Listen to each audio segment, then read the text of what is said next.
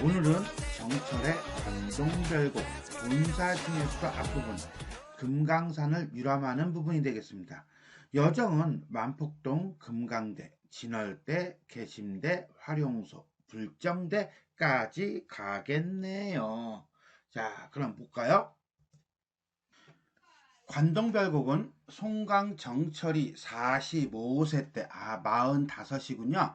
강원도 관찰사로 부임하여 내금강, 외금강, 해금강과 관동 팔경 등의 결승, 기가 막히게 아름다운 모습들을 두루 유람한 후 그 여행의 과정과 산수, 풍경, 고사, 풍속 및 자신의 소감 등을 읊은 노래입니다.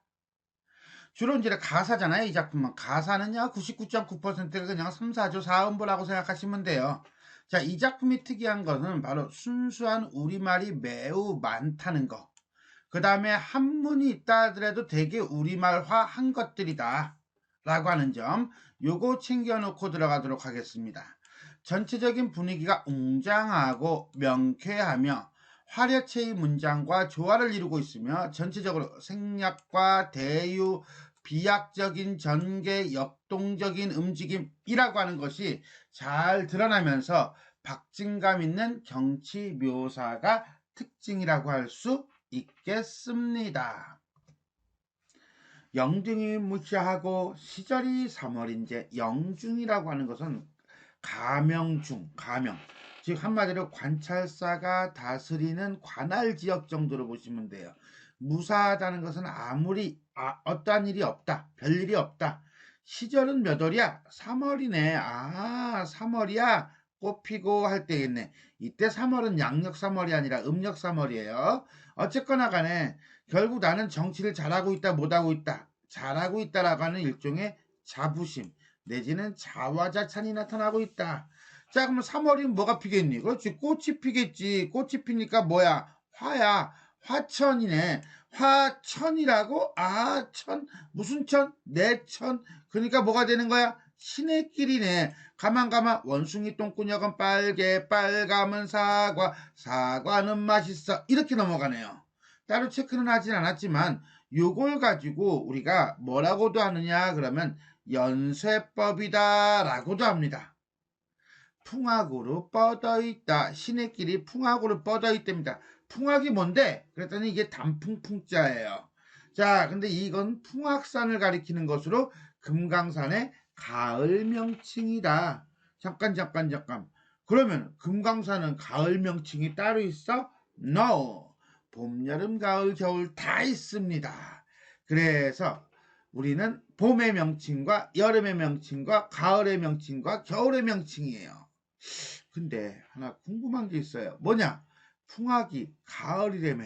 근데 이거는 음력 3월이라며. 그러면 계절적으로 맞아요, 안 맞아요? 안 맞아요. 그렇죠. 계절적으로 안 맞아요. 근데 이게 이제 풍이 이제 단풍풍자이기 때문에 아름다움을 드러내려고 요걸 쓴 것이 아닌가라고 나는 개인적으로 뇌피셜을 하면서 우린 여기다 구멍을 뻥 뚫을 수 있죠. 빵꾸뻥.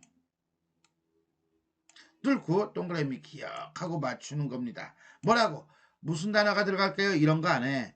자, 계절적 배경을 근거로 하여 비추어 볼 때 이 안에 들어갈 적절한 명칭을 쓰시오. 그러면 이때는 풍악을 쓰면 안 되지. 왜? 3월은 봄이니까. 그럼 뭐라고 써야 되는데? 금강산이라고 써야죠.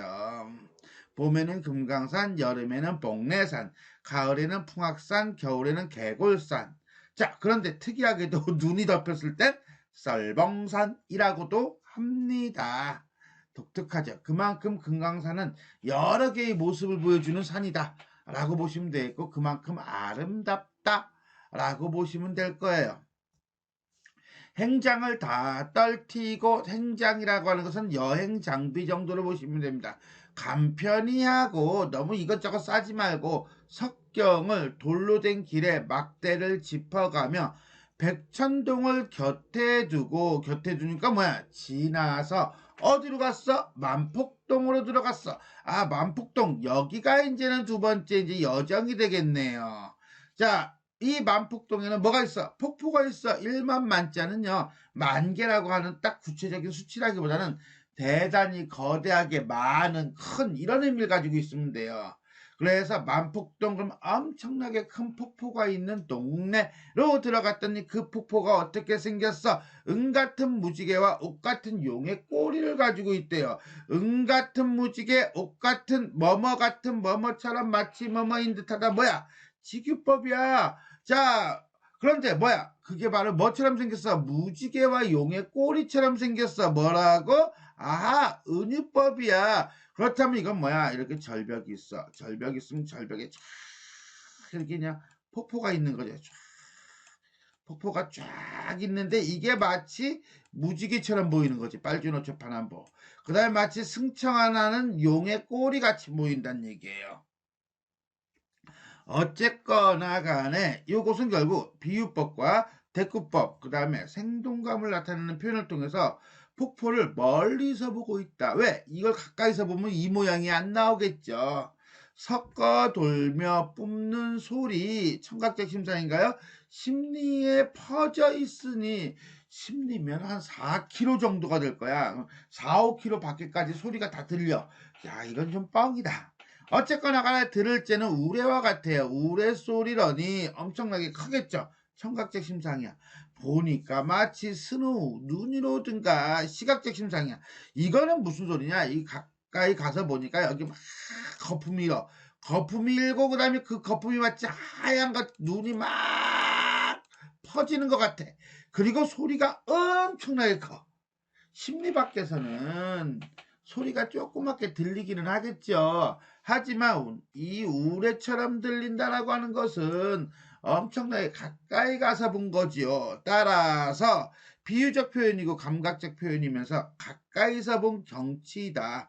그러면 원경에서 근경으로 만폭동 폭포를 묘사하면서 시선이 이동되고 있다라고 보시면 되겠습니다. 자, 여기까지는 결국은 만폭동 폭포의 장관. 금강대 맨 위층에 이제 어디로 갔어? 금강대로 갔네. 근데 거기에서는 선학, 신선이 타고 있는 학이 있대요. 와우, 이건 말도 안 돼. 하여튼 간에 맨 위에 있는 모습을 마치 학처럼 표현한 거죠. 미화법이라고 보시면 되겠고요. 신선선자가 나오는 거 보니까 도교적인 이미지네요. 삭기라고 하는 건 새끼를 치니 춘풍, 봄바람의 옥피리 소리. 봄바람의 옥피리 소리는 뭔데? 바람 소리가 원관념이에요. 이 바람 소리를 최대한 이쁘게 표현하고 있는 거죠. 첫 잠을 깨우더니 호의 현상, 호의 현상. 아, 이건 두루미를 가리키는 말입니다. 반공, 허공에 솟았더니, 야, 그러니까 금강대 주변에 있는 아름다운 어떤 모습들을 보여주고 있는데, 더더군다나 여기서 우리는 호의 현상이라고 하는 거, 누구? 두루미. 두루미를 보면서 작가는 서호의 인포라고 하는 사람을 떠올리고 있네요. 서호 옛주인이라고 하는 건 옛날 한옛날 호랑이가 담배 피던 시절 송나라 때 인포라는 사람이 서호라는 동네에 살면서 매화를 아내로 삼고 학을 아들로 삼아서, 그러니까 한마디로 혼자 놀았다 이거야. 돌싱이야. 풍류를 즐겼다는 고사가 있는데 그 고사를 자기하고 동일시하고 있는 겁니다. 결국 금강대에서 학을 보고 이 학을 신선학이라고 표현한 거예요. 인포를 연상하고 그 다음에 자기 자신을 인포라고 생각을 하는 거죠. 이 말은 결국 뭡니까? 자기 자신을 또 뭐 신선에다가 빗댄 일종의 우아미의 의식이 나타나고 있다라고 보시면 되겠습니다. 자, 여기까지 금강대에서의 신선적 풍모가 드러나고 있다라고 볼 수가 있겠네요. 소양로, 대양로, 눈 아래 내려다보고 라고 하는 거 보니까 이 지금 우리가 이제 만폭동에 있잖아. 그러니까 만폭동 주변에 있는 어떤 봉우리들이에요. 봉우리들을 이렇게 내려다보고 정양사, 절 이름입니다. 진월대는 또 이제 화자가 일로 옮기는 거 이제. 고쳐 다시 올라가 앉으니 여산이라고 하는 건 중국에 있는 기가 막히게 아름다운 산이에요. 공자도 예찬한 산이에요. 근데 그 여산의 아름다움만 뽑아서 엑기스를 만들면 여기에 다 모여있는 듯하구나, 다 보이는구나 라고 하는 거예요. 한마디로 금강산의 어떤 아름다움을 중국의 여산에 비유하고 있다 라고 보시면 되겠습니다.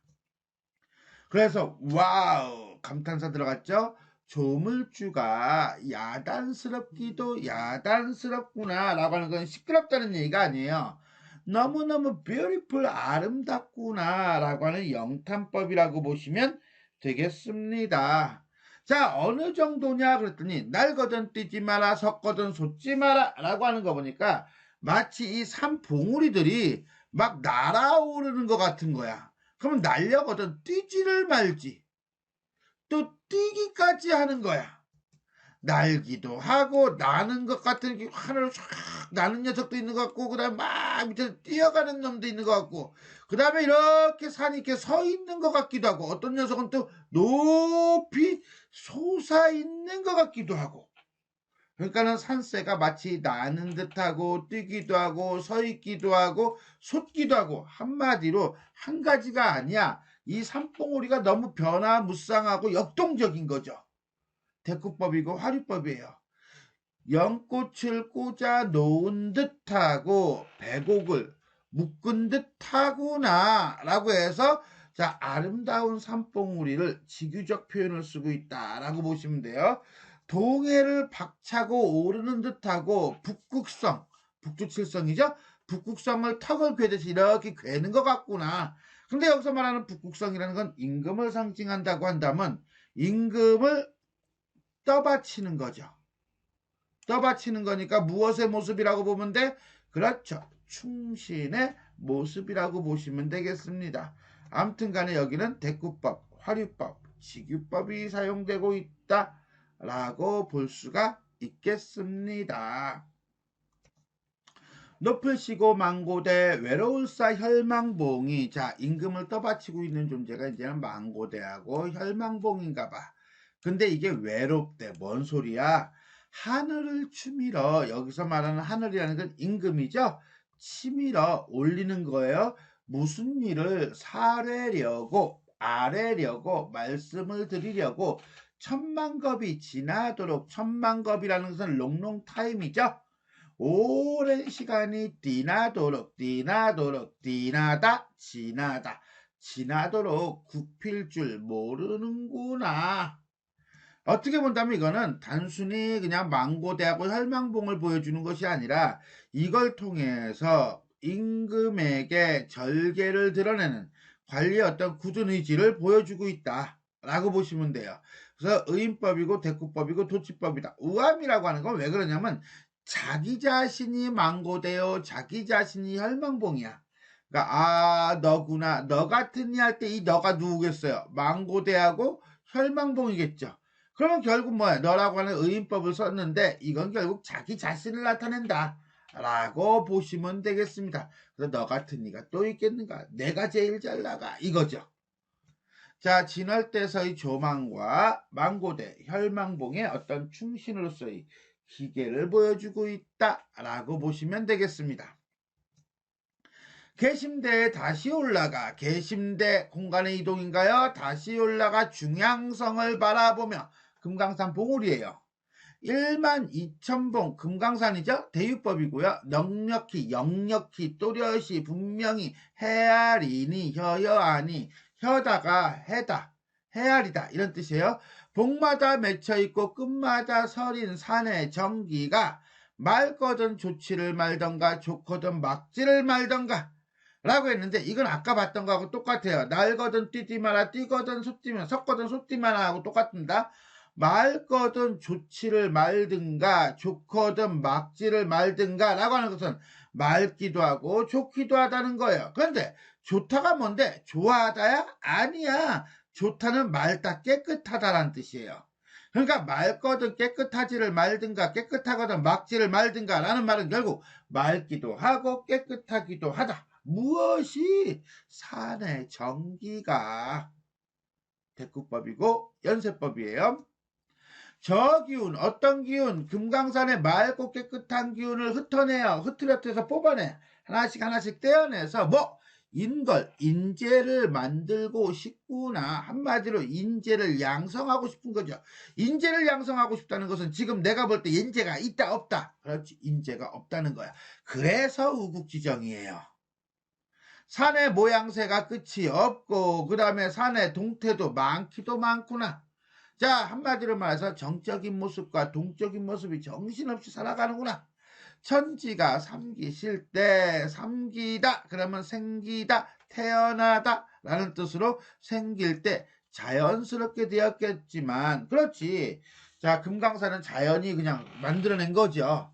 그런데 지금 와서 다시 보니 다 이 조물주가 의도한 빅피처가 있었던 거야. 일종의 뜻이 담겨져 있었던 거야. 그래서 그 뭐야? 깨끗하고 맑은 기운, 그 다음에 산의 여러 가지 모습을 통한 인재들의 모습, 뭐 이런 것들이에요. 어쨌거나 간에 계심대에서 금강산을 바라본 모습. 비로봉 상상두에 올라보니 그 누구이신고. 자, 요 대목은 중요해요. 요거는 이제 함정으로 해석을 잘못할 수 있으니까 별표 치겠습니다. 비로봉 상상두 할 때 이 두자는 머리 두자가 머리 위에 위에야. 머리 위에 위에니까 맨 꼭대기 정도로 해석하면 돼요. 자, 비로봉 상상두에 올라가 보니 그는 누군가 이게 아니에요. 이 올라가 본 게 아니라 올라본 사람이 이런 뜻이에요. 그래서 올라보다에다 관형사형어미 니은이 붙고 올라본 오른 사람이 기리신고 그는 누구인가예요. 그러니까는 비로봉 맨 꼭대기에 올라가 본 사람이 있어? 그 사람 누구야? 이 소리야. 그러니까 화자는 올라갔어? 못 올라갔어? 못 올라갔어요. 다른 사람은 올라갔어? 못 올라갔어? 못 올라갔어요. 조심합시다. 함정입니다. 옳은 사람이 없다는 거야. 그만큼 높다는 거야. 그만큼 오르기가 힘들다는 거야. 따라서 이 비로봉 상상두는 여정에 포함되지 않습니다. 조심합시다. 동산 태산이 비로봉이 비유적 표현이에요. 어느 것이 높든가 노국 노나라 땅이 좁은 줄 우리는 모르겠지만 중국의 노나라 땅이죠. 노나라 땅을 가봤어야 알지. 우리는 모르겠지만 넓거나 넓은 천하가 어찌하여 이렇게 좁단 말인가. 자, 여기 와서 딱 보니까 밑에 있는 온 세상이 진짜 조그맣게 보이는 거야. 마치 그냥 라이터 이렇게 뿅뿅뿅뿅 세우는 것처럼 보이는 거야. 다 내 것 같은 거야. 이렇게 큰 마인드를 보여주는 걸 우리는 뭐라고 합니까? 호연지기라고 합니다. 그런데 이 구절은 동산에 올라가 보니 노나라가 좁게 보이고 태산에 올라가 보니 천하가 작게 보인다는 공자의 말을 인용을 하면서 공자가 말한 것보다 더 여기가 크고 넓다. 그 다음에 세상이 더 작게 보인다. 라고 하는 호연지기를 얘기해주고 있습니다. 또한 공자의 정신적 경지를 예찬하고 있다라고 보셔도 되겠습니다. 어와 저 띠위 저 지위죠. 공자의 정신적 경지를 어떻게 하면 알 것인가 우리는 몰라. 그러니 오르지 못하니 왜 오르지 못해? 누가 오르지 못해? 공자가 오르지 못해? 아니야. 작가가 오르지 못해. 왜? 능력이 안 되거든. 공자만은 못하거든. 그러니까 내려가는 것이 고의하다 그러면 이상하다 내지는 괴이하다. 그래서 이상하겠는가? 이상하지 않다. 나는 공자를 능가하지는 못해. 그러니까 내려갈래. 포기. 이러는 거예요. 유어위너. 그래서 비로봉에 오르지 못하는 자신의 처지를 정당화하고 있다라고 보시면 되겠습니다. 자, 여기까지는 계심대에서 비로봉을 바라본 감회. 원통골 가난은 가는 좁은 가느다란 이런 게예요. 그러니까 가난 길 그러면 좁은 길로 사자봉을 찾아봐 가니 그 알패는 앞에 너락바위 넓은 바위가 활용쉐 되어셔라 활용소 플러스 이예요. 근데 뒤에 되다가 나오니까 이 이는 주격조사가 아니라 복격조사가 되겠죠? 그리고 이 활용소까지 온 거예요. 그럼 활용소는 어떤데?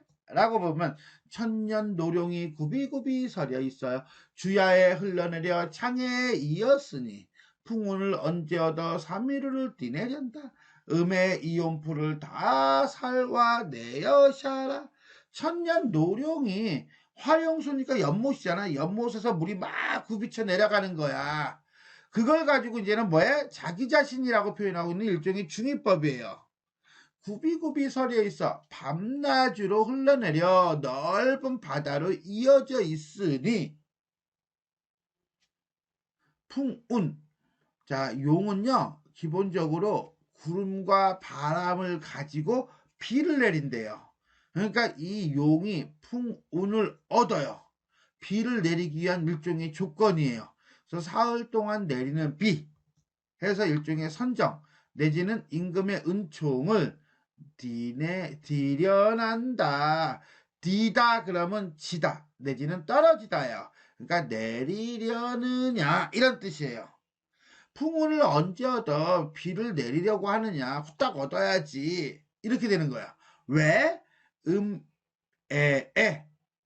이다 이온이라는 건 시든이란이에요. 음에는 뭐야? 바위 그늘이야. 바위 그늘에서 시들어 있는 풀. 푸르는 이 민중, 백성을 많이 상징하죠. 그래서 고통받는 백성들을 다 살와 내어 살아. 살려내고 싶구나. 라고 하는 소망, 포부를 드러내고 있다. 여기서 우리는 천년 노룡을 뭐로 보고 화자로 보고 풍운을 뭐로 보고 선정이 여건으로 보고 삼위로를 뭘로 본다? 선정으로 본다. 그 다음에 풀은 뭘로 본다? 백성으로 본다는 거. 이 비유적 표현 요거는 전부 다 여러분들이 알고 계셔야 됩니다. 그러면서 요 구절에서 우리는 선정에 대한 포부 그 다음에 백성을 사랑하는 애민정신이 나타나고 있다라고 보시면 되겠습니다. 자, 여기까지는 활용소에서의 감회가 드러나고 있네요. 마하연 절 이름이고요. 묘길상 불상 이름이고요. 앞문제 고개 이름이에요. 넘어 내려가. 이제는 어디로 갔어? 외나무 썩은 다리 썩은 낡고 썩은 다리를 건너서 불경대까지 오르니 이제는 불경대가 되겠네요. 까지 왔네요. 천심절벽을 반공에 세워두었어. 누가 세워뒀겠니? 그렇지, 조물주가 세워두었겠죠. 조물주가 1000길이나 되는 아주 높은 절벽을 허공에 세웠어. 그럼 절벽이 이렇게 있는 거야. 됐어요? 은하수의 한 구비를 뚝 떼어서 은하수를 여기다 걸었어. 은하수가 무슨 색깔이야? 하얀색이죠. 그죠? 이게 폭포가 되겠죠. 그죠? 12폭포.